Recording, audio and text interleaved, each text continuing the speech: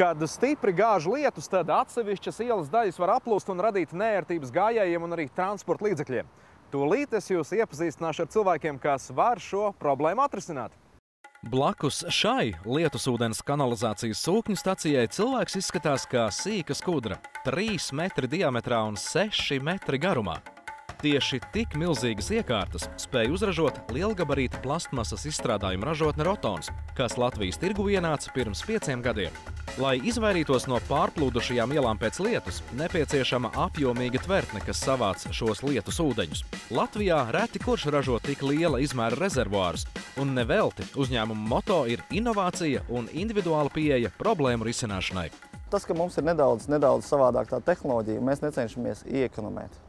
Mēs cenšamies izveidot to produktu kvalitatīvu, tāpat kā, ja mēs runājam šobrīd arī par sūknētavām.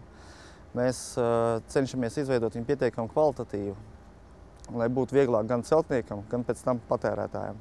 Līdz ar to par produktu nav jākaunas arī Igaunijā, Lietuvā, Krievijā un Rumānijā, kur tiek eksportēti Rotons izstrādājumi. Bez minētās lietusūdens kanalizācijas stacijas Rotons ražo arī ūdensmērītāju akas ar siltumizolāciju, augstspiediena šahtas vadiem un kabeļiem, plastmasas paletes, septiķus, bioloģiskās attīrīšanas iekārtas, plastmasas tvertnes, grodus un citus 11 izstrādājumu veidus. Ja mēs runājam vienkārši par kaut vai par tām ūdens mērīšanas akām, tad agrāk kā tādas neeksistēja. Agrāk vienkārši bija visiem vai nu skaitītāji mājās, vai nu vispār tāda nebija. Gadu laikā ir pienācis tas moments, kad ir tomēr tas viss jāuzskaita, kur tas ūdens paliek. Līdz ar to pie katras mājas uz ielas tiek uzstādīta ūdensmērītāja aka, kur var noņemt rādījumus un piefiksēt patēriņu. Šīm ūdensmērītāja akām ir augsts siltumizolējošs koeficients, kas pasargā iekšā esošos ūdens skaitītājus no aizsalšanas. Šīs akas radīšanas process nav pārāk sarežģīts, taču kā ik viens darbs, atbildīgs. Sākumā top izstrādājuma projekts, rasējumi, tāme un izmaksu aprēķini. Tad tiek sagādāti izejmateriāli.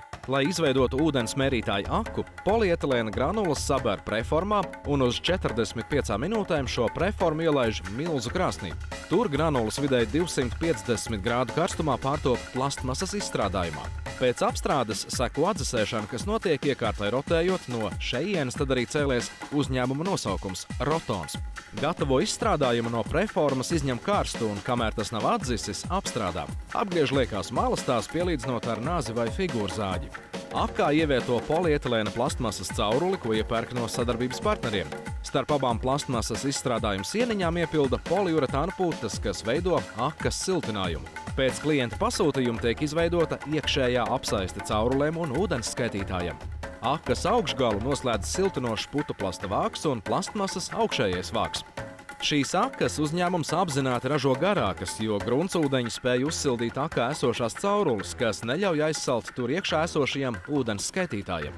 Savukārt, ražojot sūkņu stacijas, uzņēmuma speciālisti rezervuāram izveido betona pēdu, kas tiek stiprināta tvertnes apakšpusē. Tas izslēdz iekārtas pacelšanos virzemē. Sūkņu stacijai tiek montēti kvalitatīvi Dānijā ražoti aizbīdņi, kā arī netiek taupīts ar iekšējās apsaistes izveidi. Runājot par sūknētavām, atšķirība ir tā, ka ļoti daudz uzņēmumu cenšas noekonomēt un iekšējo apsaisti taisīt no cinklotā tērauda.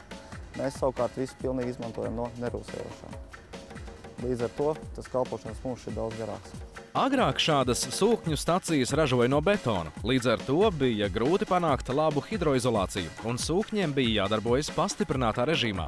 Tagad inovācijas ņem virsroku. Ražotāji uzskata un tic, ka veiksme ir drosmīgo sabiedrotā, un par spīti visam jāturpina pilnveidot savu produkciju, ieviešot ražošanā arvien modernākus materiālus.